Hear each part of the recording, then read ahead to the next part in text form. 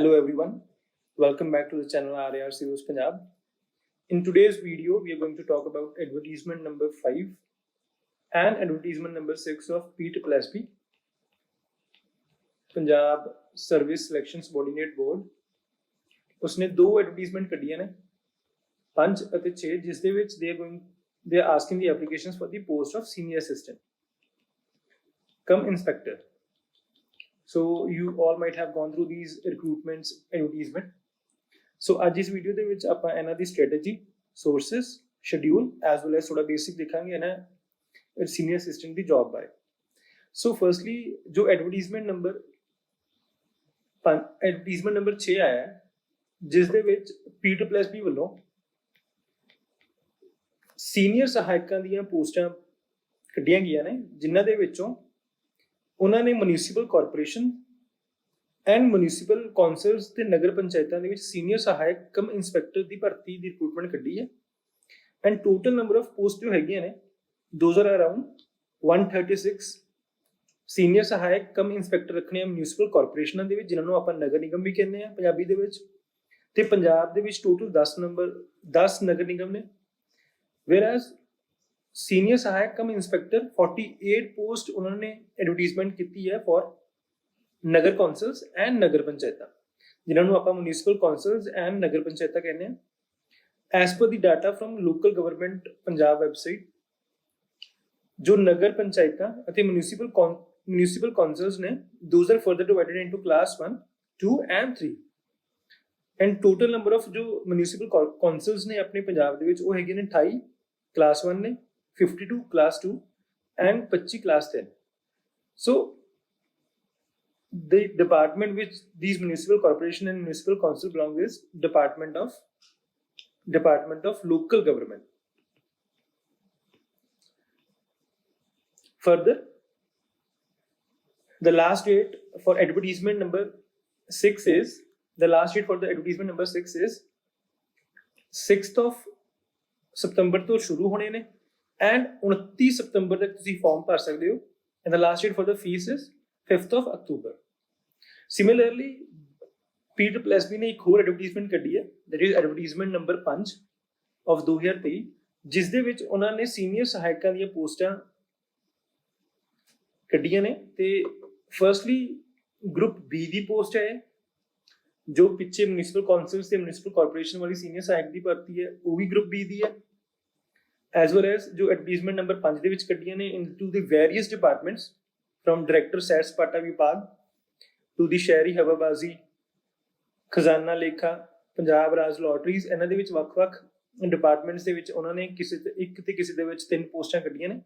So total number of post in advertisement number 5 ਇਹਦੇ ਵਿੱਚ ਹੈਗੇ ਨੇ 12 ਤੇ ਜਿਸ ਦੇ ਵਿੱਚ SC, MNB category S well S general category apply ਕਰ ਸਕਦੀ ਹੈ. ਇਸ ਦੇ ਵਿੱਚ ਇੱਕ ਗੱਲ ਨੋਟਿਸ ਇਹ ਕਰਨ ਵਾਲੀ ਹੈ ਜੋ ਵੀ ਬੱਚੇ ਬਾਕੀ ਕੈਟੇਗਰੀਜ਼ ਨੂੰ ਬਿਲੋਂਗ ਕਰਦੇ ਆ OBC, SC, RO ਉਹ ਜਨਰਲ ਕੈਟੇਗਰੀ ਦੇ ਵਿੱਚ ਅਪਲਾਈ ਕਰ ਸਕਦੇ ਨੇ. ਸੋ ਕਨਫਿਊਜ਼ਨ ਨਾ ਰਹਿਣ ਕਿ ਹਾਂ ਸਾਡੀ ਪਾਰਟਿਕੂਲਰ ਵੈਕੈਂਸੀ ਨਹੀਂ ਆਈ ਸਾਡੀ ਕੈਟੇਗਰੀ ਦੀ, ਉਹ ਜਨਰਲ ਕੈਟੇਗਰੀ ਦੇ ਵਿੱਚ ਉਹ ਅਪਲਾਈ ਕਰ ਸਕਦੇ ਆ. ਐਂਡ ਅੱਗੇ ਆਪਾਂ ਗੱਲ ਕਰੀਏ ਦੋ pay scale for this particular job senior assistant S well S inspector the job ਲਈ ਜੋ ਪੇ ਸਕੇਲ ਹੈ ਉਹ ਹੈਗਾ 35,400 S per the 7th pay commission. And ਜੋ ਐਲੀਜੀਬਿਲਿਟੀ ਉਹਨਾਂ ਨੇ ਮੰਗੀ ਹੈ ਐਸੈਂਸ਼ੀਅਲ ਕੁਆਲੀਫਿਕੇਸ਼ਨ ਜੋ ਮੰਗੀ ਹੈ that is you should be having graduation with 50% of marks from any recognized university. ਤੁਹਾਡਾ ਇੱਕ Punjabi as well as English ਦਾ ਟਾਈਪ ਰਾਈਟਿੰਗ ਦਾ ਕੁਆਲੀਫਾਈਂਗ ਟੈਸਟ ਲਿਆ ਜਾਣਾ ਤੇ ਜਿਸ ਦੇ ਵਿੱਚ ਉਹਨਾਂ ਨੇ ਸਪੀਡ ਮੰਗੀ ਹੈ 30 words per minute. And third is ਕਿ ਉਹਨਾਂ ਨੇ 120 ਘੰਟੇ ਦਾ ਇੱਕ ਕੰਪਿਊਟਰ ਕੋਰਸ ਮੰਗਿਆ ਜੋ ਕਿ ਕਿਸੇ ਰਿਕੋਗਨਾਈਜ਼ਡ ਇੰਸਟੀਚਿਊਟ ਤੋਂ ਹੋਵੇ ਜਿਹੜਾ ISO 9001 ਸਰਟੀਫਾਈਡ ਹੋਵੇ ਐਂਡ ਦੇ should be in personal computer and IT productivity applications.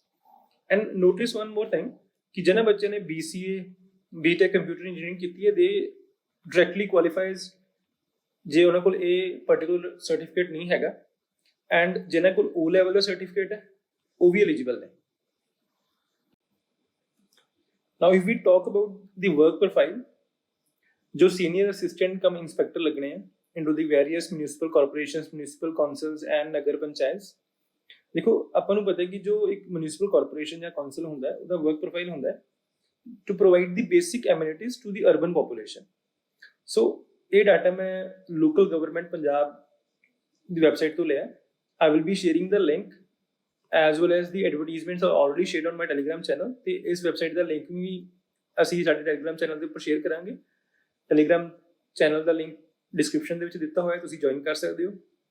And ਜੇ ਆਪਾਂ ਬੇਸਿਕ ਐਮਿਨਿਟੀਜ਼ ਦੀ ਗੱਲ ਕਰੀਏ ਜੋ ਪ੍ਰੋਵਾਈਡ ਕੀਤੇ ਜਾਂਦੇ ਇੱਕ ਮਿਊਨਿਸਪਲ ਕਾਰਪੋਰੇਸ਼ਨ ਜਾਂ ਕੌਂਸਲ ਵੱਲੋਂ, those are like water services, sewerage services and property tax ਆਪਾਂ ਭਰਦੇ ਹਾਂ, ਟ੍ਰੇਡ ਲਾਇਸੈਂਸਿਸ, ਫਾਇਰ ਦੀ NOC ਲੈਣੀ ਹੁੰਦੀ ਹੈ, ਐਂਡ ਈ ਨਕਸ਼ਾ ਜਿਹਨੂੰ ਆਪਾਂ ਕਹਿੰਦੇ ਹਾਂ ਕਿ ਇੱਕ ਬਿਲਡਿੰਗ ਦਾ ਜੋ ਨਕਸ਼ਾ ਹੁੰਦਾ ਉਹਨੂੰ ਪਾਸ ਕਰਾਉਣਾ.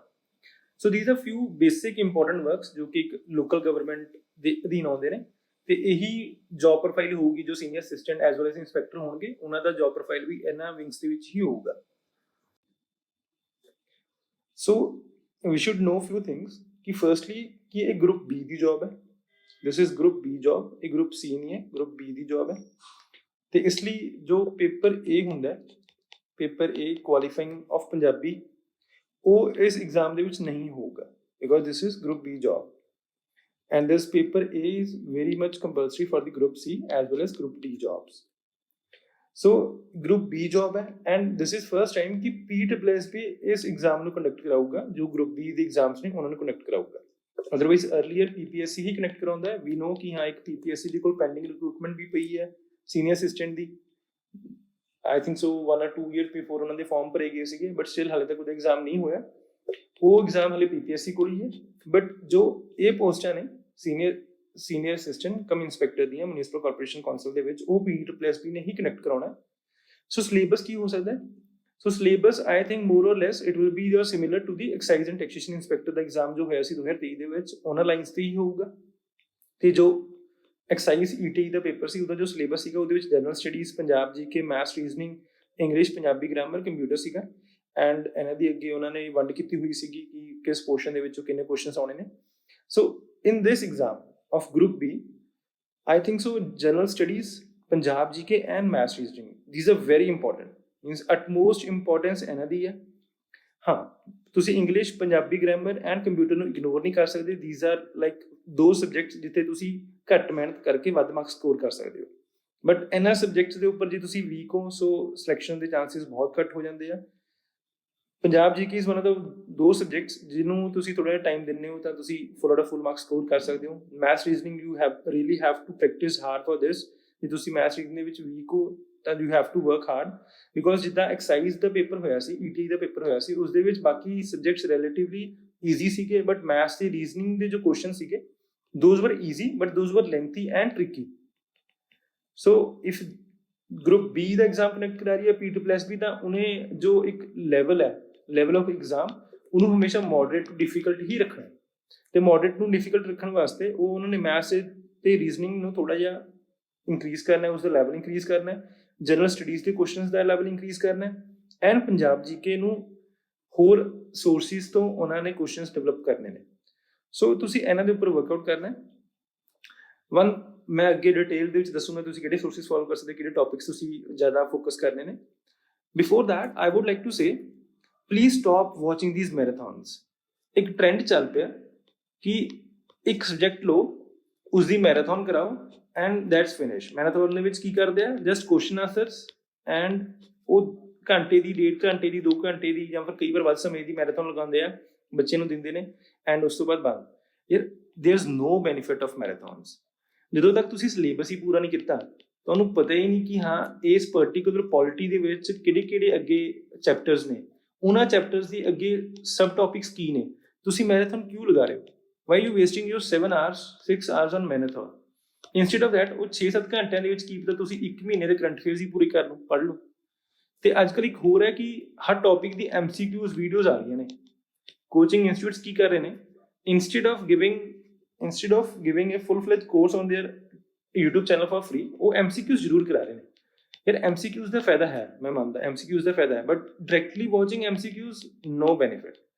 ਤੁਹਾਡਾ ਕਨਸੈਪਟ ਹੀ ਨਹੀਂ ਕਲੀਅਰ, ਤੁਹਾਨੂੰ ਪਤਾ ਹੀ ਨਹੀਂ ਕਿ ਹਾਂ ਕਲਾਈਮੇਟ ਚੇਂਜ ਦਾ ਮਤਲਬ ਕੀ ਹੈ, ਕਲਾਈਮੇਟ ਚੇਂਜ ਪੋਲਿਊਸ਼ਨ ਦੇ ਵਿੱਚ ਗ੍ਰੀਨ ਹਾਊਸ ਗੈਸਿਸ ਕਿਹੜੀਆਂ ਨੇ, ਤੁਸੀਂ ਉਹ ਗ੍ਰੀਨ ਹਾਊਸ ਗੈਸਿਸ ਵਾਲਾ ਕੁਐਸਚਨ ਸੋਲਵ ਕਰ ਹੀ ਨਹੀਂ ਸਕਦੇ. ਸੋ instead of that MCQs ਤੇ ਸਿੱਧਾ ਡਾਇਰੈਕਟਲੀ ਜੰਪ ਕਰਨ ਦੀ ਬਜਾਏ ਤੁਸੀਂ ਪਹਿਲਾਂ ਆਪਦਾ ਕਨਸੈਪਟ ਕਲੀਅਰ ਕਰਾ। Concept clarity is very much important. And group B ਦੇ ਜਿੰਨੇ ਵੀ ਐਗਜ਼ਾਮ PTPLS ਕੰਡਕਟ ਆਊਗਾ ਉਹਦੇ ਵਿੱਚ ਕੁਐਸਚਨ ਦਾ ਜੋ ਲੈਵਲ ਹੋਊਗਾ ਜਨਰਲ ਸਟੱਡੀਜ਼ ਦੇ ਉਹ ਕਾਫੀ ਅੱਛਾ ਹੋਊਗਾ। ਹਾਂ ਇਹ ਨਹੀਂ ਹੋਊਗਾ ਕਿ ਹਾਂ ਉਹ ਜਿੱਦਾਂ PPSC ਦੇ ਹੁੰਦੇ ਨੇ ਸਟੇਟਮੈਂਟ ਬੇਸਡ ਕੁਐਸਚਨਸ, ਐਦਾਂ ਹੋਊਗਾ। ਪੋਸੀਬਿਲਿਟੀ ਹੈ ਕਿ ਉਹ ਅਡਾਪਟ ਕਰ ਸਕਦੇ ਨੇ, ਬਟ ਸਟਿਲ ਜੋ ਕੁਐਸਚਨ ਜੇ ਵਨ ਲਾਈਨ ਦੇ ਕੁਐਸਚਨ ਵੀ ਹੋਏ so those will be very tricky. ਇੱਕ ਬੱਚਿਆਂ ਦੇ ਵਿੱਚ ਆਦਤ ਹੁੰਦੀ ਹੈ ਕਿ ਨੋਟਸ ਗੈਦਰਿੰਗ ਬਹੁਤ ਕਰਦੇ ਆ ਕਿ ਇਸ A ਇੰਸਟੀਚਿਊਟ ਦੇ ਵੀ ਲੈ ਲੈ, B ਦੇ ਵੀ ਲੈ ਲੈ, C ਦੇ ਵੀ ਲੈ ਲੈ। ਯਾਰ how can it make the difference ਜੇ ਇੱਕ ਲਾਈਨ ਦਾ ਫਰਕ ਹੋਇਆ ਨਾ ਸਾਰੇ ਨੋਟਸ ਦੇ ਵਿੱਚ। ਇੱਕ ਨੋਟ ਨੂੰ ਪੜ੍ਹੋ, ਕਿਸੇ ਵੀ ਜੋ ਵੀ ਕੋਚਿੰਗ ਇੰਸਟੀਚਿਊਟ ਦੀ ਤੁਸੀਂ ਕੋਚਿੰਗ ਲਈ ਹੈ ਜਾਂ ਫਿਰ ਤੁਸੀਂ ਸੈਲਫ ਪ੍ਰਿਪੇਅਰ ਆਪਣੇ ਨੋਟਸ ਕੀਤੇ ਨੇ ਉਹਨਾਂ ਨੂੰ ਹੀ ਬਾਰ-ਬਾਰ ਪੜ੍ਹੋ। ਤੁਹਾਡੇ ਕਨਸੈਪਟਸ ਕਲੀਅਰ ਹੋਣੇ ਚਾਹੀਦੇ ਨੇ। ਜਿੰਨੇ ਵਾਰ ਤੁਹਾਡੇ ਕਨਸੈਪਟਸ ਕਲੀਅਰ ਹੋਣਗੇ ਤੁਹਾਡੇ ਉਨੇ ਵਾਰ ਚਾਂਸਿਸ ਹੋਣਗੇ ਕਿ ਹਾਂ ਤੁਸੀਂ ਕੁਐਸਚਨ ਸਹੀ ਕਰੋਗੇ। So starting with general studies, general knowledge and current affairs.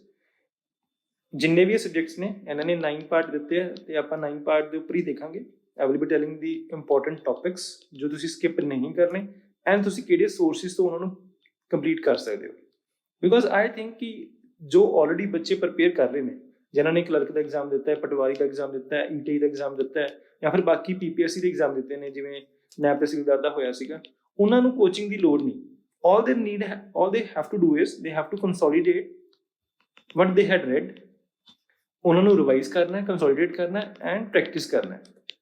ਸੋ ਤੁਹਾਨੂੰ ਕੋਚਿੰਗ ਦੀ ਜਾਂ ਫਿਰ ਜਿਹੜੇ ਪ੍ਰੈਕਟਿਸ ਬੈਚ ਲੱਗ ਚੱਲਦੇ ਆ ਜਾਂ ਫਿਰ ਕ੍ਰੈਸ਼ ਕੋਰਸ ਚੱਲਦੇ ਨੇ ਉਹਨਾਂ ਦੀ ਲੋੜ ਨਹੀਂ ਹੈਗੀ, ਬਿਲਕੁਲ ਵੀ ਨਹੀਂ ਹੈਗੀ।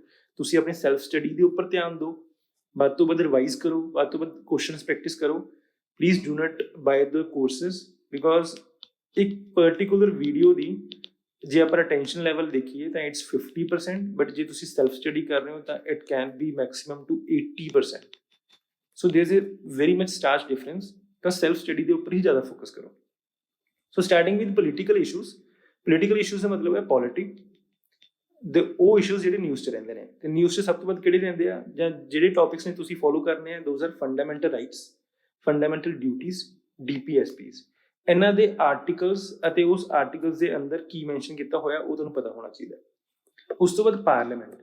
ਹੁਣ ਅੱਜ ਕੱਲ੍ਹ PTPLS ਦੇ ਜੋ ਕੁਐਸਚਨਸ ਆ ਰਹੇ ਨੇ ਉਹ ਪਾਰਲੀਮੈਂਟ ਦੇ ਵਿੱਚੋਂ ਜ਼ਿਆਦਾ ਆ ਰਹੇ ਨੇ ਐਂਡ ਸਟ੍ਰੇਟ ਫਾਰਵਰਡ ਕੁਐਸਚਨ ਨਹੀਂ ਹੁੰਦੇ। ਤੁਹਾਨੂੰ ਪਾਰਲੀਮੈਂਟ ਦਾ ਪੂਰਾ ਚੈਪਟਰ ਪੜ੍ਹਨਾ ਪਊਗਾ ਫਰੋਮ ਦ ਲਕਸ਼ਮੀਕਾਂਤ, ਤਾਂ ਹੀ ਤੁਸੀਂ ਉਹ ਕੁਐਸਚਨ ਨੂੰ ਸੋਲਵ ਕਰ ਸਕਦੇ ਹੋ। Similarly state legislature, executive, judiciary ਦੇ ਉੱਪਰ ਕੁਐਸਚਨ, ਜੁਡੀਸ਼ਰੀ ਦੇ ਉੱਪਰ question, supreme court, high court ਤੇ ਸਬੋਰਡੀਨੇਟ ਕੋਰਟਸ, ਉਹਨਾਂ ਦੇ ਆਰਟੀਕਲਸ ਯਾਦ ਰੱਖਣੇ ਨੇ। ਉਸ ਤੋਂ ਬਾਅਦ ਐਮਰਜੈਂਸੀ ਪ੍ਰੋਵੀਜ਼ਨਸ ਕੀ ਨੇ। ਇਲੈਕਸ਼ਨ ਕਮਿਸ਼ਨ ਦੇ ਉੱਪਰ ਤੁਸੀਂ ਪ੍ਰੋਪਰ ਯਾਦ ਰੱਖਣਾ ਹੈ। ਇਲੈਕਸ਼ਨ ਕਮਿਸ਼ਨ ਦੇ ਵਿੱਚ ਕੀ ਯਾਦ ਰੱਖਣਾ ਹੈ। Election commission as in constitutional body, election commission ਦੇ ਫੰਕਸ਼ਨਸ, ਉਸ ਦੇ ਵਿੱਚ RP act that is representation of peoples act 1950 and 51 ਦੇ ਪ੍ਰੋਵੀਜ਼ਨਸ ਕੀ ਨੇ। ਉਹ ਇਹ ਪੁੱਛਣਗੇ ਕਿ ਇਹ 1950 ਦਾ ਪ੍ਰੋਵੀਜ਼ਨ ਹੈ ਕਿ 51 ਦਾ ਪ੍ਰੋਵੀਜ਼ਨ ਹੈ। ਉਸ ਤੋਂ ਬਾਅਦ ਜੋ ਇਲੈਕਟੋਰਲ ਰਿਫਾਰਮਸ ਹੋਏ ਨੇ, ਰਿਫਾਰਮਸ ਮੀਨਸ VV ਪੈਟ ਕਦੋਂ ਆਇਆ, ਫਸਟ EVM ਕਦੋਂ ਆਈ। ਉਸ ਤੋਂ ਬਾਅਦ ਜੋ national parties and state parties ਨੇ ਉਹਨਾਂ ਨੂੰ ਰਿਕੋਗਨਾਈਜ਼ ਕਰਨਾ, ਉਹਦੀ ਕੰਡੀਸ਼ਨਸ ਕੀ ਨੇ। ਐਂਡ ਇਲੈਕਸ਼ਨ ਕਮਿਸ਼ਨ ਬਹੁਤ ਜ਼ਿਆਦਾ ਨਿਊਜ਼ ਦੇ ਵਿੱਚ ਹੈ, ਡਿਊ ਵਨ ਨੇਸ਼ਨ ਵਨ ਇਲੈਕਸ਼ਨ। ਤਾਂ ਇਲੈਕਸ਼ਨ ਕਮਿਸ਼ਨ ਦੇ ਉੱਪਰ ਚਾਂਸਿਸ ਨੇ ਕਿ ਹਾਂ ਤੁਹਾਨੂੰ ਕੁਝ ਨਾ ਕੁਝ ਪੁੱਛਿਆ ਜਾਊਗਾ। ਉਸ ਤੋਂ ਬਾਅਦ panchayats and municipalities, because as a paper municipalities ਹੈ ਤਾਂ ਤੁਸੀਂ ਮਿਊਨਿਸਪੈਲਿਟੀਜ਼ ਦੇ ਸਾਰੇ ਆਰਟੀਕਲਸ ਜ਼ਰੂਰ ਯਾਦ ਰੱਖਣੇ ਨੇ, as well as similarly panchayat ਦੇ ਯਾਦ ਰੱਖਣੇ ਆ। ਤਾਂ ਇੰਨੇ ਕੁ ਵੀ ਚੈਪਟਰ ਤੁਸੀਂ ਕਰੋਗੇ ਪੋਲਿਟੀ ਦੇ, ਦੋਜ਼ ਆਰ ਐਨਫ। ਹੁਣ ਤੁਸੀਂ ਬੁਕਲੈਟ ਕਿਹੜੀ ਫੋਲੋ ਕਰ ਸਕਦੇ ਹੋ, ਜਾਂ ਤਾਂ ਲਕਸ਼ਮੀਕਾਂਤ ਚੋਂ ਪੜ੍ਹੋ ਇੱਕ ਵਾਰੀ, ਬਿਕੋਜ਼ ਲਕਸ਼ਮੀਕਾਂਤ ਚੋਂ ਇਹ ਸਾਰੇ ਟੌਪਿਕਸ ਕਰਨੇ it will hardly take you 6 days। Believe me, ਜੇ ਤੁਸੀਂ ਰੋਜ਼ 4 ਜਾਂ 5 ਘੰਟੇ ਵੀ ਪੜ੍ਹੋਗੇ ਨਾ ਪੂਰੀ ਕੰਸਨਟ੍ਰੇਸ਼ਨ ਦੇ ਨਾਲ, ਤਾਂ ਹੀ ਤੁਹਾਡੇ ਸਾਰੇ ਜਿੰਨੇ ਵੀ ਟੌਪਿਕਸ ਨੇ ਇਹ 6 days ਦੇ ਵਿੱਚ ਫਿਨਿਸ਼ ਹੋ ਜਾਣਗੇ। ਐਂਡ ਜਾਂ ਤੁਸੀਂ ਜੇ ਤੁਸੀਂ ਆਲਰੇਡੀ ਪੜ੍ਹੀ ਹੋਈ ਲਕਸ਼ਮੀਕਾਂਤ ਕਾਫੀ ਵਾਰ, ਤੁਸੀਂ ਓਨਲੀ IAS ਜਿਹੜੀ ਉਡਾਨ ਬੁਕਲੈਟ ਹੈ ਜਿਹੜੀ ਕਿ ਮੈਂ ਆਪਣੇ ਟੈਲੀਗ੍ਰਾਮ ਚੈਨਲ ਦੇ ਉੱਪਰ ਵੀ ਸ਼ੇਅਰ ਕੀਤੀ ਹੈ, ਉਹਦਾ ਲਿੰਕ ਵੀ ਸ਼ੇਅਰ ਕੀਤਾ ਹੋਇਆ। ਟੈਲੀਗ੍ਰਾਮ ਚੈਨਲ ਦਾ ਲਿੰਕ ਮੈਂ ਡਿਸਕ੍ਰਿਪਸ਼ਨ ਦੇ ਵਿੱਚ ਪਾ ਰਿਹਾ। ਤਾਂ ਜਿੰਨੇ ਵੀ ਮੈਂ ਸੋਰਸਿਸ ਦੱਸੂਗਾ ਉਹਨਾਂ ਦੇ ਲਿੰਕ ਮੈਂ ਸ਼ੇਅਰ ਕਰੂੰਗਾ ਉੱਥੇ। ਤੁਸੀਂ ਓਨਲੀ IAS ਦੀ ਉਡਾਨ ਬੁਕਲੈਟ ਤੋਂ ਵੀ ਆਪਣਾ ਰਿਵਾਈਜ਼ ਕਰ ਸਕਦੇ ਹੋ। Now come the second part that is environment. Environment ਦੇ ਵਿੱਚ ਤੁਸੀਂ ਹੁਣ ਸ਼ੰਕਰ IAS ਦੀ ਬੁੱਕ ਨਹੀਂ ਪੜ੍ਹਨੀ ਯਾਰ। Shankar IAS the book is for UPSC and PPSC ਜਾਂ ਫਿਰ PCS ਵਾਸਤੇ। ਤੁਸੀਂ ਕਰਨਾ ਕੀ ਹੈ, ਪ੍ਰੋਟੈਕਟਿਡ ਏਰੀਆਜ਼ ਦੇ ਵਿੱਚ ਆਪਣੇ ਕੋਲ ਆ ਜਾਂਦੇ ਨੇ national parks, biosphere reserves, wetlands, world heritage sites and biodiversity hotspots. ਇਹਨਾਂ ਨੂੰ ਯਾਦ ਰੱਖਣਾ ਹੈ। ਹੁਣ national parks and biosphere reserves ਦੇ ਤੁਸੀਂ ਨਾ ਮੈਪ ਯਾਦ ਰੱਖਣੇ ਨੇ। ਇਹ ਮੈਪ ਤੁਸੀਂ ਦ੍ਰਿਸ਼ਟੀ IAS ਸਪ੍ਰਿੰਟ ਦੇ ਵਿੱਚ ਮੈਪ ਹੋਊਗਾ, ਗੂਗਲ ਕਰ ਲਿਓ, ਉੱਥੋਂ ਇਹ ਮੈਪ ਡਾਊਨਲੋਡ ਕਰ ਲਿਓ ਤੇ ਨਾ ਮੈਪਸ ਨੂੰ ਬਾਰ-ਬਾਰ ਦੇਖੋ। ਅੱਜ ਜਿਵੇਂ ਤੁਸੀਂ ਨਾਰਥ ਇੰਡੀਆ ਦੇ ਨੈਸ਼ਨਲ ਪਾਰਕਸ ਯਾਦ ਕਰ ਲਏ, ਕੱਲ੍ਹ ਤੁਸੀਂ ਸਾਊਥ ਇੰਡੀਆ ਦੇ ਕਰ ਲਓ, ਫਿਰ ਵੈਸਟ ਦੇ ਕਰ ਲਓ, ਈਸਟ ਦੇ ਕਰ ਲਓ, ਇੱਦਾਂ। ਸਿਮਿਲਰਲੀ ਬਾਇਓਸਫੀਅਰ ਰਿਜ਼ਰਵ ਸਾਰੇ ਯਾਦ ਰੱਖਣੇ ਨੇ। ਵੈਟਲੈਂਡਸ ਤੁਸੀਂ ਇੱਦਾਂ ਵੀ ਵੈਟਲੈਂਡਸ ਯਾਦ ਰੱਖਣੇ ਆ, ਕਿਹੜੀ ਸਟੇਟ ਦੇ ਵਿੱਚ ਕਿਹੜਾ।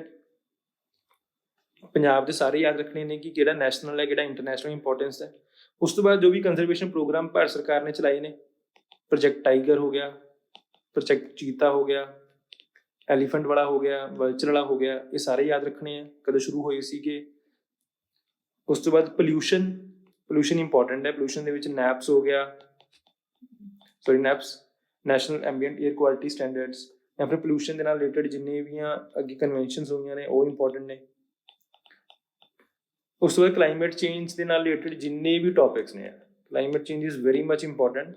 G20 ਤੋਂ ਬਾਅਦ ਹੋਰ ਵੀ ਜ਼ਿਆਦਾ ਇੰਪੋਰਟੈਂਟ ਹੋ ਚੁੱਕੀ ਹੈ, and after the Paris agreement. ਅਤੇ ਜਿੰਨੀਆਂ ਵੀ ਆਰਗੇਨਾਈਜੇਸ਼ਨਸ ਕਲਾਈਮੇਟ ਚੇਂਜ ਦੇ ਵਿੱਚ ਡੀਲ ਕਰਦੀਆਂ ਨੇ, from united nation environment programme to united nation environment assembly, UNDP, IUCN, WWF, ਇਹਨਾਂ ਦੇ ਹੈੱਡਕੁਆਰਟਰਸ ਜ਼ਰੂਰ ਯਾਦ ਰੱਖਿਓ, ਜਾਂ ਫਿਰ ਕਿਹੜੀ ਕਨਵੈਨਸ਼ਨ ਦੇ ਥਰੂ ਇਹ ਬਣੇ ਨੇ। ਇੰਪੋਰਟੈਂਟ ਕਨਵੈਨਸ਼ਨਸ ਜਿੰਨੀਆਂ ਹੋ ਗਈਆਂ ਸਾਰੀਆਂ ਆਪਣੀਆਂ, from Montreal protocol to Kunming Montreal biodiversity framework, means ਇੱਥੋਂ ਸ਼ੁਰੂ ਕਰਕੇ ਕਿਓਟੋ ਪ੍ਰੋਟੋਕੋਲ ਤੋਂ ਸ਼ੁਰੂ ਕਰਕੇ ਸਾਰੇ ਹੀ ਤੁਸੀਂ ਯਾਦ ਰੱਖਣੇ ਹੈ। ਚਾਹੇ ਉਹ ਬੌਨ ਕਨਵੈਨਸ਼ਨ ਹੋਵੇ, ਚਾਹੇ ਉਹ ਰੋਟਰਡੈਮ ਕਨਵੈਨਸ਼ਨ ਹੋਵੇ, ਬੇਸਲ ਕਨਵੈਨਸ਼ਨ ਹੋਣ, ਸਾਰੀਆਂ ਕਨਵੈਨਸ਼ਨਸ ਯਾਦ ਰੱਖਣੀਆਂ ਨੇ ਤੁਸੀਂ।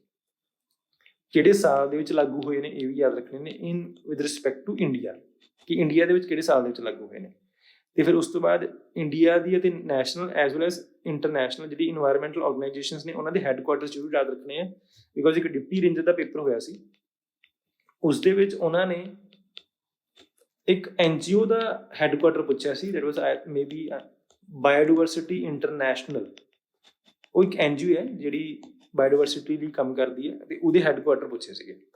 ਤਾਂ ਇਹ ਜਿਹੜੇ ਚੈਪਟਰਸ ਤੁਸੀਂ ਕਰਨੇ ਨੇ ਨਾ, ਤੁਸੀਂ ਓਨਲੀ IAS ਦੀ ਉਡਾਨ ਬੁਕਲੇਟ ਲਵੋ, ਉਡਾਨ 3.0, ਉਹਨਾਂ ਦੀ ਵੈਬਸਾਈਟ ਤੇ ਫ੍ਰੀ ਹੈ, ਲਿੰਕ ਮੈਂ ਸ਼ੇਅਰ ਕਰ ਦੂੰਗਾ ਆਪਣੇ ਟੈਲੀਗ੍ਰਾਮ ਚੈਨਲ ਦੇ ਉੱਪਰ। ਇਹ ਚੈਪਟਰਸ ਐਜ਼ ਇਟ ਦਿੱਤੇ ਹੋਏ ਨੇ, ਇਹ 7 ਚੈਪਟਰ ਤੁਸੀਂ ਉੱਥੋਂ ਕਰ ਸਕਦੇ ਹੋ। ਰੋਜ਼ ਦਾ ਇੱਕ ਚੈਪਟਰ ਕਰੋ। ਹਾਂ, ਜਿਹੜੇ ਮੈਪਸ ਹੋ ਗਏ, ਨੈਸ਼ਨਲ ਪਾਰਕਸ ਹੋ ਗਏ, ਵੈਟਲੈਂਡਸ ਹੋ ਗਏ, ਇਹਨਾਂ ਨੂੰ ਮੈਪਸ ਨੂੰ ਕਢਾ ਕੇ ਰੱਖੋ, ਕਲਰ ਪ੍ਰਿੰਟ ਕਢਾ ਕੇ ਰੱਖੋ, ਅਤੇ ਇਹਨਾਂ ਨੂੰ ਜਿਵੇਂ ਤੁਸੀਂ ਅੱਜ ਨਾਰਥ ਇੰਡੀਆ ਦਾ ਕਰ ਲਿਆ, ਉਸ ਦਾ ਮੈਪ ਹੀ ਬਣਾ ਕੇ ਵੇਖ ਲਿਆ ਇੱਕ ਪੇਜ ਦੇ ਉੱਪਰ, ਅਤੇ ਖੁਦ ਹੀ ਮਾਰਕ ਕਰਤੇ ਸਾਰੇ ਨੈਸ਼ਨਲ ਪਾਰਕਸ, ਜਾਂ ਫਿਰ ਮੈਪ ਦੇ ਉੱਪਰ ਮਾਰਕ ਕਰਤੇ। ਤਾਂ ਇੱਦਾਂ ਇਹਨਾਂ ਨੂੰ ਕਰ ਸਕਦੇ ਡਿਵਾਈਡ। ਅਦਰਵਾਈਜ਼ ਬਾਕੀ ਜਿਹੜੇ ਸਟੇਟਸ ਨੇ ਤੁਸੀਂ ਰੋਜ਼ ਇੱਕ ਟੌਪਿਕ, ਬਾਕੀ ਜਿਹੜੇ ਟੌਪਿਕਸ ਨੇ ਰੋਜ਼ ਇੱਕ ਟੌਪਿਕ ਤੁਸੀਂ ਕਰ ਸਕਦੇ ਹੋ from the only IAS Udaan 3.0। Environment important ਹੈ ਭਾਈ, they are asking questions again and again from the environment, the difficult questions ਪੁੱਛੇ ਜਾ ਰਹੇ, not the easy one। ਉਸ ਤੋਂ ਬਾਅਦ if we talk about science and technology, ਹੁਣ ਸਾਇੰਸ ਐਂਡ ਟੈਕਨੋਲੋਜੀ ਨੂੰ ਤੁਸੀਂ ਬ੍ਰੇਕ ਕਰਨਾ in the science and technology part.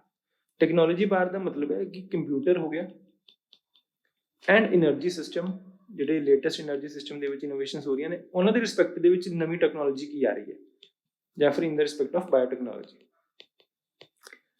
ਉਸ ਤੋਂ ਬਾਅਦ ਸਾਇੰਸ, ਸਿੰਪਲ ਸਟੈਟਿਕ ਸਾਇੰਸ, ਜਿਹਦੇ ਵਿੱਚ ਫਿਜ਼ਿਕਸ, ਕੈਮਿਸਟਰੀ, ਬਾਇਓਲੋਜੀ, ਉਸ ਦੇ ਵਿੱਚ ਤੁਸੀਂ 9th and 10th class the NCERTs ਲਿਖਣੀਆਂ ਨੇ, ਤੇ ਉਸ ਦੇ ਵਿੱਚ ਜਿਹੜੇ ਚੈਪਟਰਸ ਮੈਂ ਲਿਖੇ ਹੋਏ ਨੇ ਸਿਰਫ ਇਹੀ ਪੜ੍ਹਨੇ ਆ। States of matter, acid and bases, fourth chapter energy, light, sound, human body and life processes, ਜਿਹਦੇ ਵਿੱਚ ਰੈਸਪੀਰੇਸ਼ਨ, ਐਕਸਕ੍ਰੀਸ਼ਨ, ਇਹ ਸਾਰੀਆਂ ਲਾਈਫ ਪ੍ਰੋਸੈਸਿਸ, ਅਤੇ ਡਿਜ਼ੀਜ਼ਿਸ ਐਂਡ ਇਮਿਊਨਾਈਜੇਸ਼ਨ ਡਰਾਈਵ।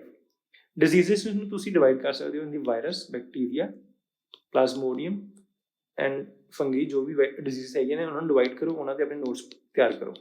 ਇਸ ਦੀ ਤੁਸੀਂ ਹੈਲਪ ਲੈ ਸਕਦੇ ਹੋ ਕਿਸੇ ਵੀ YouTube ਚੈਨਲ ਤੋਂ, ਜਾਂ ਫਿਰ ਜੇ ਕਿਸੇ ਕੋਲ ਲੂਸੈਂਟ ਹੈ ਤਾਂ ਲੂਸੈਂਟ 'ਚ ਵੀ ਪੜ੍ਹ ਸਕਦਾ ਹੈ। ਡਿਸੀਜ਼ਿਸ ਨੂੰ ਤੁਸੀਂ ਦੇਖਣਾ ਕਿਹੜੀ ਡਿਸੀਜ਼ ਬੈਕਟੀਰੀਅਲ ਹੈ, ਕਿਹੜੀ ਵਾਇਰਸ ਹੈ, ਕਿਹੜੀ ਵਾਇਰਸ ਤੋਂ ਫੈਲਦੀ ਹੈ। ਤੇ ਜੋ ਵੀ ਇੰਡੀਆ ਦੀ ਇਮਿਊਨਾਈਜੇਸ਼ਨ ਡਰਾਈਵ ਚੱਲ ਰਹੀ ਹੈ, ਖਾਸ ਕਰਕੇ ਯੂਨੀਵਰਸਲ ਇਮਿਊਨਾਈਜੇਸ਼ਨ ਪ੍ਰੋਗਰਾਮ, ਤੇ ਉਸ ਦੇ ਵਿੱਚ ਜਿੰਨੀਆਂ ਵੀ 12 ਡਿਜ਼ੀਜ਼ਿਸ ਕਵਰਡ ਨੇ ਭਾਰਤ ਸਰਕਾਰ ਵੱਲੋਂ, ਤੁਸੀਂ ਉਹ ਦੇਖਣੀਆਂ ਨੇ ਕਿਹੜੀਆਂ ਨੇ, ਤੇ ਉਹ ਐਕਚੁਅਲ ਬੈਕਟੀਰੀਅਲ ਨੇ ਕਿ ਵਾਇਰਲ ਨੇ।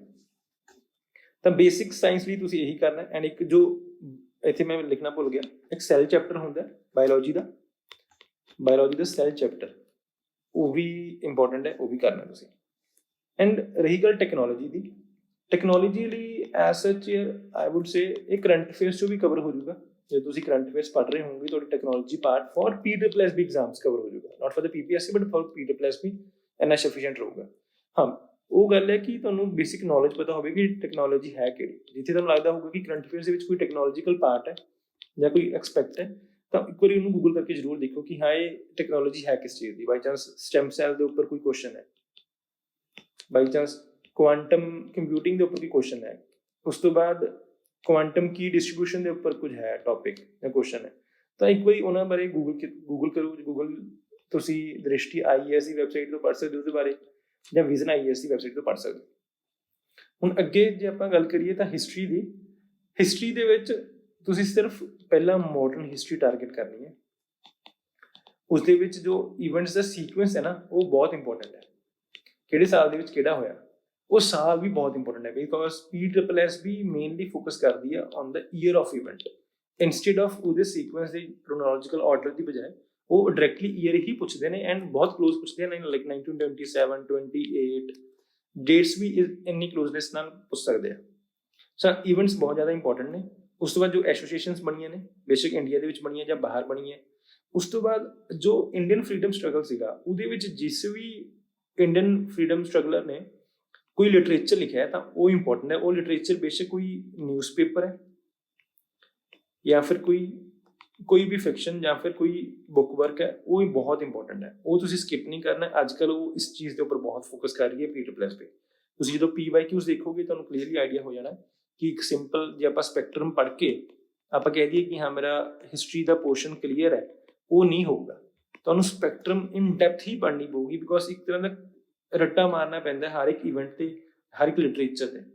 ਤਾਂ ਇੱਕ ਵਾਰੀ ਤਾਂ ਜ਼ਰੂਰ ਸਪੈਕਟਰਮ ਪੜ੍ਹੋ, ਸਪੈਕਟਰਮ ਇੱਕ ਵਾਰੀ ਜ਼ਰੂਰ ਪੜ੍ਹੋ। ਸਪੈਕਟਰਮ ਜਦੋਂ ਤੁਸੀਂ ਪੜ੍ਹ ਲਈ, ਖਾਸ ਕਰਕੇ ਇਹਨਾਂ ਟੌਪਿਕਸ ਤੇ important personalities, constitutional development and events ਹੋ ਗਿਆ, ਜਾਂ ਫਿਰ 1857 ਤੋਂ ਲੈ ਕੇ 1947 ਤੱਕ ਜਿੰਨਾ ਵੀ ਫੇਸ ਹੈਗਾ ਸਾਰਾ ਇੱਕ ਵਾਰੀ ਪੜ੍ਹੋ ਫਰੋਮ ਸਪੈਕਟਰਮ। ਉਹ ਜ਼ਰੂਰ ਤੁਹਾਡੇ 7 days ਲਊਗੀ। ਜੇ ਤੁਸੀਂ ਪਹਿਲਾਂ ਵੀ ਪੜ੍ਹੀ ਹੋਈ ਹੈ ਤੁਸੀਂ ਇੱਕ ਵਾਰੀ ਦੁਬਾਰਾ ਉਹਨੂੰ ਪੜ੍ਹੋ ਪਲੀਜ਼, ਬਿਕੋਜ਼ ਕੁਐਸਚਨਸ ਕਾਫੀ ਜ਼ਿਆਦਾ ਕਲਿੰਜੀ ਟਾਈਪ ਆ ਰਹੇ ਨੇ, ਬਹੁਤ ਇਨ ਡੈਪਥ ਦੇ ਵਿੱਚ ਕੁਐਸਚਨ ਆ ਰਹੇ ਨੇ। ਬਿਕੋਜ਼ 1 ਲਾਈਨਰ ਕੁਐਸਚਨ ਹੁੰਦਾ ਹੈ ਤੇ ਉਸਦੇ ਆਪਾਂ ਗੈਸ ਵੀ ਨਹੀਂ ਕਰ ਸਕਦੇ ਕਿ ਹਾਂ ਇਸ ਦਾ ਆਨਸਰ ਕੀ ਹੋਊਗਾ। ਆਪਾਂ ਆਡ ਵਨ ਰੂਲ ਨਹੀਂ ਉੱਥੇ ਅਪਲਾਈ ਕਰ ਸਕਦੇ। ਸੋ ਤੁਹਾਨੂੰ ਹਰ ਇੱਕ ਪਰਸਨੈਲਿਟੀ ਦੀ ਲਿਟਰੇਚਰ ਬਾਰੇ ਜ਼ਰੂਰ ਪਤਾ ਹੋਵੇ। ਇਹ ਹੋ ਸਕਦਾ ਕਿ ਤੁਸੀਂ ਕੋਈ ਸਪੈਕਟਰਮ ਜਦੋਂ ਪੜ੍ਹ ਲਈ ਫॉर 7 days, ਉਸ ਤੋਂ ਬਾਅਦ ਜੇ ਤੁਸੀਂ ਨੈਕਸਟ ਟਾਈਮ ਰਿਵਾਈਜ਼ ਕਰਨਾ ਨਾ, ਉਦੋਂ ਤੁਸੀਂ ਓਨਲੀ IAS ਦੀ ਉਡਾਨ ਬੁਕਲੇਟ ਨੂੰ ਰੈਫਰ ਕਰ ਸਕਦੇ ਹੋ। 310 ਜੋ ਵੀ ਉਹਨਾਂ ਦੀ ਵੈਬਸਾਈਟ ਤੇ ਅਵੇਲੇਬਲ ਹੈ ਫ੍ਰੀ ਦੇ ਵਿੱਚ। For the Punjab history I would say this is very important, because ਇੱਥੇ 16 ਮੈਂਸ਼ਨ ਕੀਤਾ ਹੈ, ਬਟ ਤੁਸੀਂ ਜੇ ਐਕਸਾਈਜ਼ ਵਾਲਾ ਪੇਪਰ ਦੇਖੋਗੇ ਆਲਮੋਸਟ 20 ਕੁਐਸਚਨਸ ਇਸ ਪੋਰਸ਼ਨ 'ਚੋਂ ਸੀਗੇ। ਐਂਡ ਆਈ ਵੁੱਡ ਸੇ ਸਾਰੇ ਕਹਿੰਦੇ ਕਿ ਸਾਡਾ ਪੰਜਾਬ ਪੜ੍ਹ ਲਓ ਕੁਐਸਚਨ ਆ ਜਾਊਗਾ। ਯਾਰ ਸਾਡਾ Punjab sort of outdated book ਹੋ ਚੁੱਕੀ ਹੈ ਅੱਜ ਦੇ ਟਾਈਮ ਦੇ ਵਿੱਚ for the PSSB exams, because directly question ਨਹੀਂ ਆ ਰਹੇ ਉੱਥੋਂ। ਜੇ ਆ ਵੀ ਰਹੇ ਨੇ 16 ਦੇ ਵਿੱਚੋਂ 4-5 ਕੁਐਸਚਨ ਇਹੋ ਜਿਹੇ ਹੋਣਗੇ ਜੋ ਕਿ ਆਊਟਲਾਇਰ ਹੋਣਗੇ, ਜੋ ਕਿ ਸਾਡਾ ਪੰਜਾਬ ਦੀ ਬੁੱਕ ਦੇ ਵਿੱਚ ਨਹੀਂ ਹੋਣਗੇ। So all you have to do is ਥੋੜ੍ਹੇ ਆਪਣੇ ਰਿਸੋਰਸਿਸ ਨੂੰ ਐਕਸਪੈਂਡ ਕਰੋ। ਈਜ਼ੀ ਹੈ ਇਹ, ਤੁਹਾਨੂੰ ਮੀਨਸ 16 ਦੇ 16 ਕੁਐਸਚਨ ਵੀ ਤੁਹਾਡੇ ਸਹੀ ਹੋ ਸਕਦੇ ਆ। So all you have to do is ਜਾਂ ਤੁਸੀਂ ਸਾਡਾ ਪੰਜਾਬ ਪੜ੍ਹੋ। ਸਾਡਾ ਪੰਜਾਬ ਦੇ ਨਾਲ ਮੈਂ ਆਪਣੀ ਇੱਕ PDF ਗਰੁੱਪ ਦੇ ਵਿੱਚ, ਟੈਲੀਗ੍ਰਾਮ ਗਰੁੱਪ ਦੇ ਵਿੱਚ ਸ਼ੇਅਰ ਕੀਤੀ ਸੀਗੀ, ਜਿਸ ਦੇ ਵਿੱਚ ਮੈਂ ਪੰਜਾਬ GK ਦੇ ਬਹੁਤ ਹੀ ਜ਼ਿਆਦਾ ਕੰਪਰੀਹੈਂਸਿਵ ਨੋਟਸ ਬਣਾਏ ਸੀ, ਆਲਮੋਸਟ 7 to 8 ਰਿਸੋਰਸਿਸ ਨੂੰ ਪੜ੍ਹ ਕੇ। ਤਾਂ ਉਹ ਮੇਬੀ ਥੋੜਾ 1 ਲਾਈਨਰ ਟਾਈਪ ਹੈਗੇ ਨੇ ਜਾਂ ਫਿਰ ਟੂ ਦਾ ਪੁਆਇੰਟ ਹੈਗੇ ਨੇ, ਬਟ ਉਹ ਕਾਫੀ ਜ਼ਿਆਦਾ ਵੈਲਿਊ ਐਡੀਸ਼ਨ ਕਰਦੇ ਆ। ਤਾਂ ਤੁਸੀਂ ਸਾਡਾ ਪੰਜਾਬ 'ਚ ਜੋ ਵੀ ਟੌਪਿਕ ਪੜ੍ਹ ਰਹੇ ਹੋਗੇ ਉਸੇ ਟੌਪਿਕ ਦੇ ਉਸ ਨੋਟਸ 'ਚੋਂ ਤੁਸੀਂ ਰੈਫਰ ਜ਼ਰੂਰ ਕਰਨਾ। ਉਸ ਨੋਟਸ ਜੋ ਵੀ ਪੁਆਇੰਟਸ ਮੈਂ ਲਿਖੇ ਹੋਣਗੇ ਤੁਸੀਂ ਉਹਨਾਂ ਨੂੰ ਡੈਫੀਨੇਟਲੀ ਪੜ੍ਹਨਾ। ਉਸ ਤੋਂ ਬਾਅਦ ਤੁਸੀਂ ਪੰਜਾਬ PDF ਦੀ ਬੁੱਕ ਇੱਕ ਜ਼ਰੂਰ ਬਾਏ ਕਰੋ, ਜਿਹਦਾ ਕੁਐਸਚਨ ਬੈਂਕ ਹੈ। ਉਹ ਪੰਜਾਬ PDF ਦਾ ਕੁਐਸਚਨ ਬੈਂਕ ਜ਼ਰੂਰ ਬਾਏ ਕਰੋ।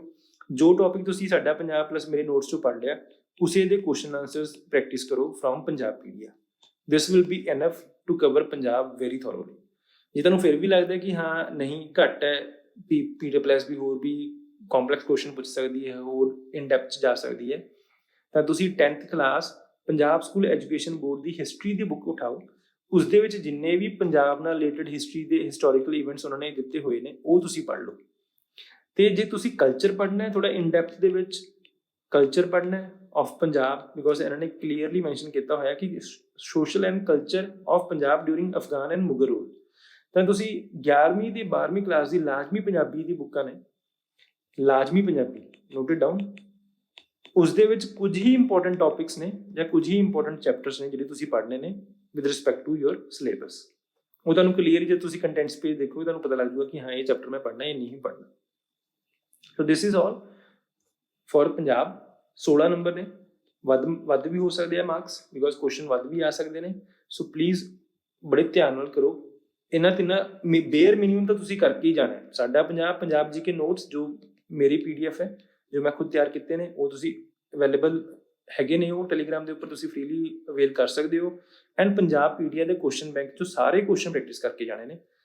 ਇਹ ਤੁਹਾਡੇ 7 ਡੇਜ਼ ਲੱਗ ਜਾਣਗੇ ਇਸ ਚੀਜ਼ ਨੂੰ ਕਰਨ ਦੇ ਵਿੱਚ, ਬਟ ਜੋ ਸੈਂਸ ਆਫ ਰਿਲੀਫ ਆਊਗਾ, ਤੁਸੀਂ ਇਸ ਤੋਂ ਬਾਅਦ ਤੁਸੀਂ ਪੰਜਾਬ ਦਾ ਕੋਈ question I think so hardly ਉਹੀ ਗਲਤ ਕਰੋਗੇ ਜੋ ਸਾਰਿਆਂ ਦਾ ਗਲਤ ਹੋਊਗਾ।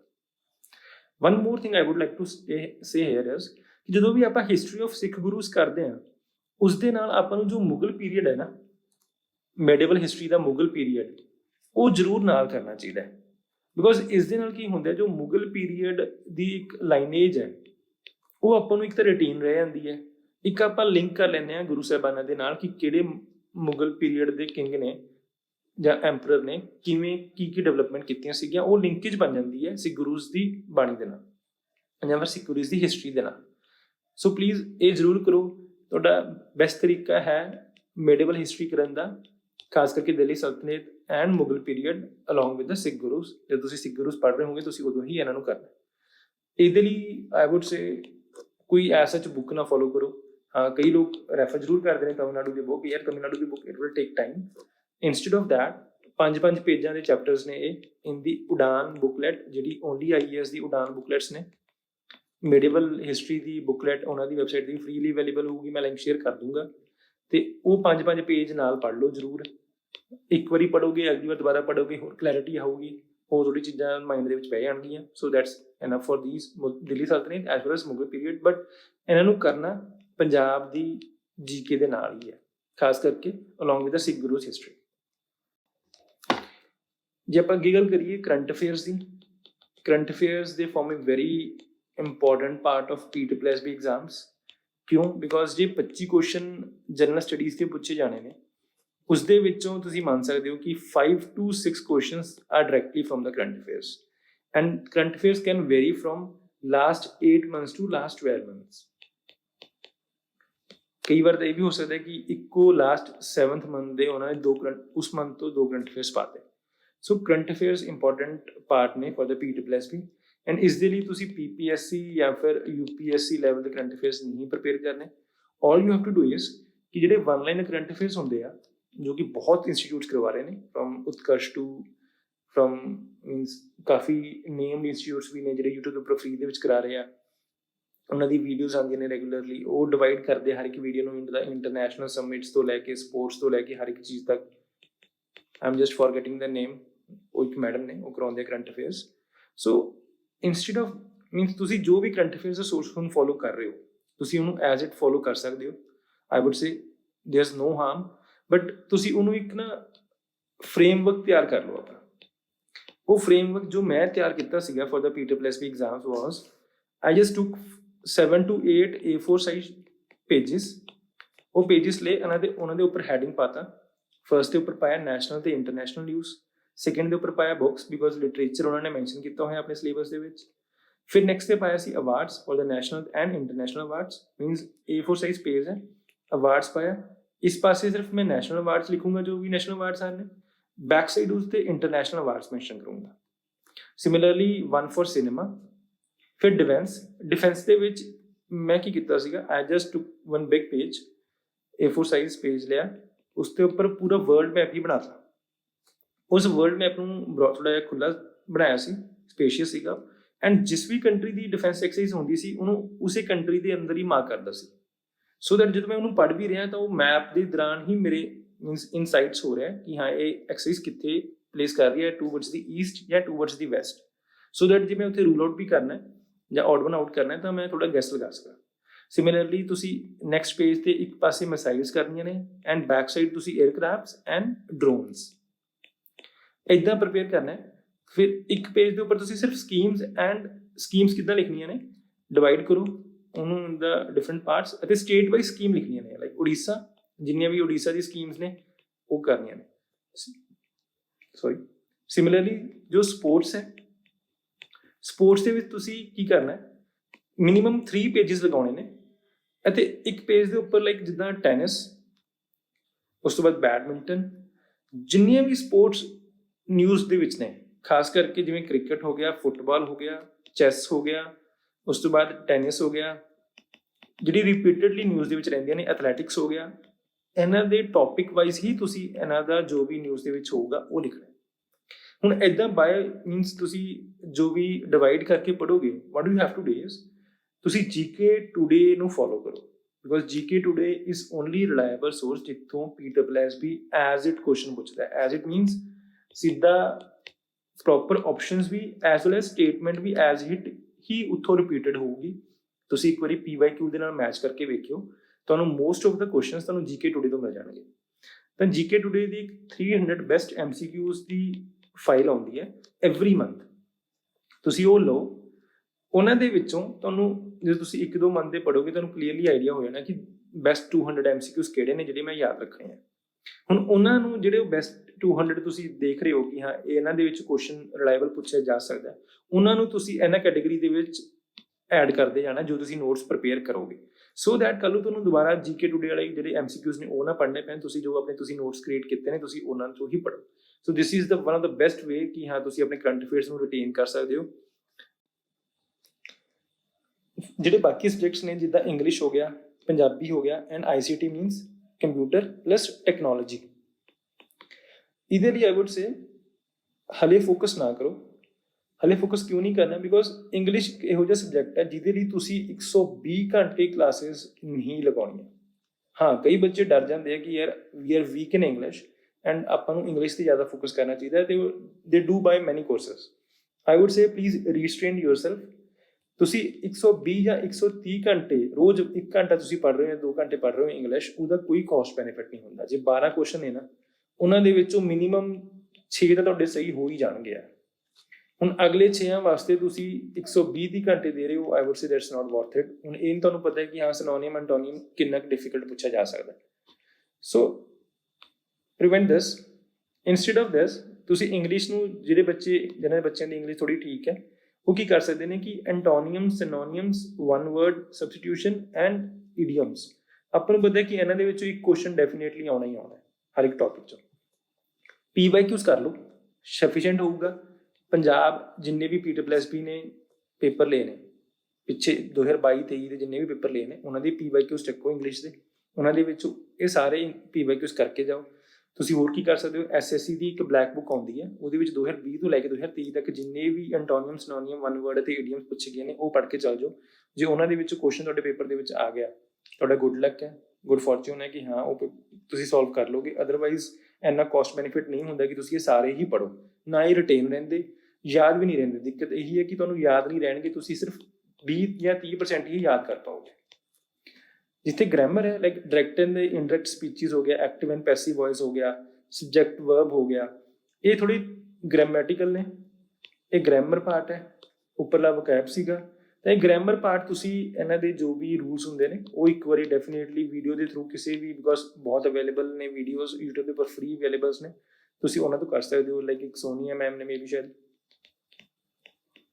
ਤੁਸੀਂ ਉਹਨਾਂ ਤੋਂ ਹੀ ਕਰੋ, ਬਿਕੋਜ਼ ਉਹਨਾਂ ਨੇ ਇੱਕ ਪੰਜਾਬੀ ਇੰਗਲਿਸ਼ ਦੇ ਵਿੱਚ ਮਿਕਸ 'ਚ ਪੜ੍ਹਾ ਰੱਖਿਆ। ਇਹ ਇਹਨਾਂ ਦੇ ਰੂਲਸ ਇੱਕ ਵਾਰੀ ਦੇਖ ਲਓ, ਉਸ ਤੋਂ ਬਾਅਦ ਸਿਰਫ ਇਹਨਾਂ ਦੇ PYQs ਕਰੋ।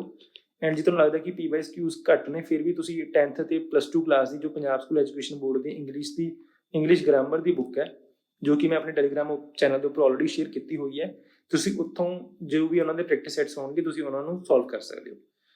ਤਾਂ ਕਰਨਾ ਕੀ, ਆਪਾਂ ਗ੍ਰਾਮਰ ਦੇ ਰੂਲਸ ਦੇਖਣੇ ਨੇ। ਰੂਲਸ ਦੇਖਣ ਤੋਂ ਬਾਅਦ ਆਪਾਂ ਨੇ ਉਹਨਾਂ ਦੇ ਜਿੰਨੇ ਵੀ ਪੰਜਾਬ PSSB ਦੇ PYQs ਨੇ ਉਹ ਸੋਲਵ ਕਰਨੇ ਨੇ। ਤੇ ਸਟਿਲ ਤੁਹਾਨੂੰ ਲੱਗਦਾ ਕਿ no you have to do more further, ਤਾਂ ਪੰਜਾਬ ਸਕੂਲ ਐਜੂਕੇਸ਼ਨ ਬੋਰਡ ਦੀ ਇੰਗਲਿਸ਼ ਗ੍ਰਾਮਰ ਦੀ ਬੁੱਕ 'ਚੋਂ ਉਹਨਾਂ ਨੂੰ ਸੋਲਵ ਕਰ ਸਕਦੇ ਹੋ। ਅੱਗੇ ਹੈ ਪੰਜਾਬੀ ਲਈ ਆਈ ਵੁੱਡ ਸੇ ਜਦੋਂ ਵੀ ਐਗਜ਼ਾਮ ਡੇਟ ਅਨਾਊਂਸ ਹੋ ਗਈ ਐਂਡ ਮੰਨ ਕੇ ਚਲੋ ਕਿ ਦਿਸ ਇਜ਼ ਇਹ ਡੇਟ 10 ਤਰੀਕ ਨੂੰ ਪੇਪਰ ਹੈ, ਤਾਂ 10 ਤਰੀਕ ਤੋਂ ਜੋ 10 ਦਿਨ ਪਹਿਲਾਂ ਨੇ ਨਾ, ਉਹਨਾਂ 'ਚ ਹੀ ਪੰਜਾਬੀ ਅਤੇ ਕੰਪਿਊਟਰ ਨੂੰ ਪੜ੍ਹਨਾ ਹੈ। ਕਦੀ ਵੀ ਤੁਸੀਂ ਅੱਜ ਕੰਪਿਊਟਰ ਅਤੇ ਪੰਜਾਬੀ ਨੂੰ ਪੜ੍ਹੋਗੇ ਉਹਦਾ ਕੋਈ ਕੋਸਟ ਬੈਨੀਫਿਟ ਨਹੀਂ ਹੈ। ਦੁਬਾਰਾ ਪੜ੍ਹੋਗੇ। ਇਹ ਇਹੋ ਜਿਹੇ ਸਬਜੈਕਟ ਨੇ ਜੇ ਤੁਸੀਂ ਇੱਕ ਵਾਰੀ ਵੀ ਪੜ੍ਹ ਕੇ ਜਾ ਰਹੇ ਹੋ ਤਾਂ ਵੀ ਤੁਹਾਡੇ ਉਨੇ ਹੀ ਆਲਮੋਸਟ ਨੰਬਰ ਆਉਣੇ ਨੇ, ਜੇ ਤੁਸੀਂ ਬਾਰ-ਬਾਰ ਵੀ ਪੜ੍ਹ ਰਹੇ ਹੋ ਤਾਂ ਵੀ ਉਨੇ ਹੀ ਨੰਬਰ ਆਉਣੇ।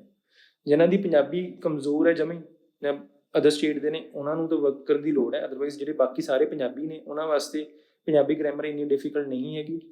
ਜੇ ਤੁਸੀਂ ਰੈਫਰ ਵੀ ਕਰਨੀ ਹੈ ਤਾਂ 10ਵੀਂ ਕਲਾਸ ਦੀ ਪੰਜਾਬ ਸਕੂਲ ਐਜੂਕੇਸ਼ਨ ਬੋਰਡ ਦੀ ਜਿੰਨੀ ਜੋ ਪੰਜਾਬੀ ਗ੍ਰਾਮਰ ਹੈ ਉਸ ਨੂੰ ਰੈਫਰ ਕਰੋ, ਅਤੇ ਜੋ ਪੇਪਰ ਏ ਦੇ ਵਿੱਚ ਪੰਜਾਬੀ ਗ੍ਰਾਮਰ ਦੇ ਜਿੰਨੇ ਵੀ ਕੁਐਸਚਨ ਪੁੱਛੇ ਗਏ ਨੇ, ਖਾਸ ਕਰਕੇ 2023 ਦੇ ਵਿੱਚ ਜਿੰਨੇ ਵੀ ਪੇਪਰ ਹੋਏ ਨੇ PSSB ਨੇ ਲਏ ਨੇ, ਅਤੇ ਉਸ ਦੇ ਵਿੱਚ ਉਹਨਾਂ ਨੇ ਪੇਪਰ ਏ ਦੇ ਵਿੱਚ ਜੋ ਗ੍ਰਾਮਰ ਦਾ ਕੁਐਸਚਨ ਸੀਗਾ ਉਹ ਤੁਸੀਂ ਸੋਲਵ ਕਰ ਸਕਦੇ ਹੋ। ਟੌਪਿਕ ਵਾਈਜ਼ ਟੌਪਿਕ ਚੱਲੋ।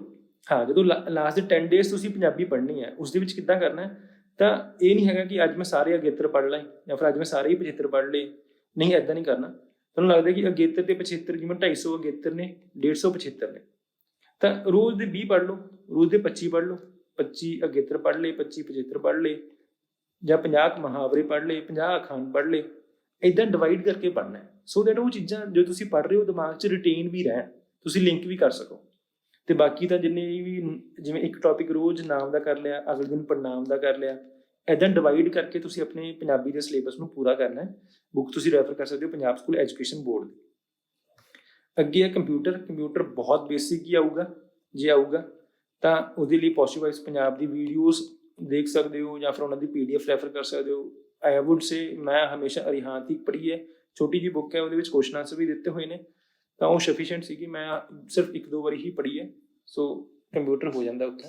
Computer is not a big task, ਇੰਨਾ ਟਫ ਨਹੀਂ ਹੈਗਾ। Punjabi and computer are such subjects ਜਿੱਥੇ ਤੁਸੀਂ ਮਾਰਕਸ ਨਹੀਂ ਲੂਜ਼ ਕਰ ਸਕਦੇ, ਈਜ਼ੀ ਸਬਜੈਕਟਸ ਨੇ। ਜਦੋਂ ਵੀ ਪੇਪਰ ਦੀ ਡੇਟ ਆਉਂਦੀ ਹੈ ਉਸ ਤੋਂ 10 ਜਾਂ 2 ਹਫ਼ਤੇ ਪਹਿਲਾਂ ਹੀ ਇਹਨਾਂ ਨੂੰ ਕਵਰ ਕਰੋ। ਨਾਓ ਦੇਰ ਆਰ ਮੈਨੀ ਸਟੂਡੈਂਟਸ ਜਿਨ੍ਹਾਂ ਤੋਂ ਆਪਣਾ ਸ਼ਡਿਊਲ ਨਹੀਂ ਤਿਆਰ ਹੁੰਦਾ, like they are facing problem in this. So this is something that I had done for you ਕਿ ਆਪਾਂ 17th of September ਤੋਂ ਆਪਣੀ ਤਿਆਰੀ ਸ਼ੁਰੂ ਕਰਨੀ ਹੈ। 17th of September ਨੂੰ ਜੋ ਕਿ ਸੰਡੇ ਹੈ ਤੇ ਉਸ ਦਿਨ ਆਲਮੋਸਟ ਸਾਰਿਆਂ ਦੀ ਛੁੱਟੀ ਹੋਊਗੀ, ਵਰਕਿੰਗ ਪ੍ਰੋਫੈਸ਼ਨਲਸ ਦੀ ਵੀ, ਤਾਂ ਤੁਸੀਂ ਉਸ ਦਿਨ ਕਰੰਟ ਅਫੇਅਰਸ ਕਰਨੇ ਨੇ ਆਫ ਅਗਸਤ। ਤੁਸੀਂ ਜਿਸ ਵੀ ਸੋਰਸਿਸ ਤੋਂ ਕਰ ਰਹੇ ਹੋ ਤਾਂ ਅਗਸਤ ਮਹੀਨੇ ਦੇ ਤੁਸੀਂ ਕਰੰਟ ਅਫੇਅਰਸ ਪੂਰੇ ਕਰਨੇ ਆ ਉਸ ਦਿਨ। It will take you 4 to 5 hours। ਉਸ ਤੋਂ ਬਾਅਦ from 18th of September till 23rd of September ਤੁਸੀਂ proper 6 days in a week polity ਕਰਨੀ ਹੈ।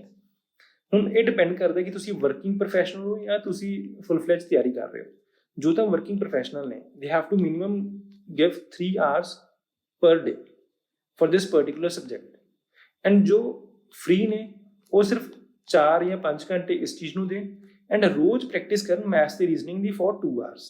ਤੁਸੀਂ ਕਹੋਗੇ ਸਰ ਮੈਥਸ ਤੇ ਰੀਜ਼ਨਿੰਗ ਕਿੱਥੋਂ ਪ੍ਰੈਕਟਿਸ ਕਰੀਏ? ਮੈਥਸ ਤੇ ਰੀਜ਼ਨਿੰਗ ਕੋਈ ਵੀ ਜਾਂ ਤਾਂ ਬੁੱਕ ਬਾਏ ਕਰ ਲਓ SSC ਲੈਵਲ ਦੀ, ਜਾਂ ਫਿਰ ਕਿਸੇ ਵੀ ਵਧੀਆ ਚੈਨਲ ਤੋਂ ਤੁਸੀਂ ਵਰਕਸ਼ੀਟਸ ਬਾਏ ਕਰ ਸਕਦੇ ਹੋ।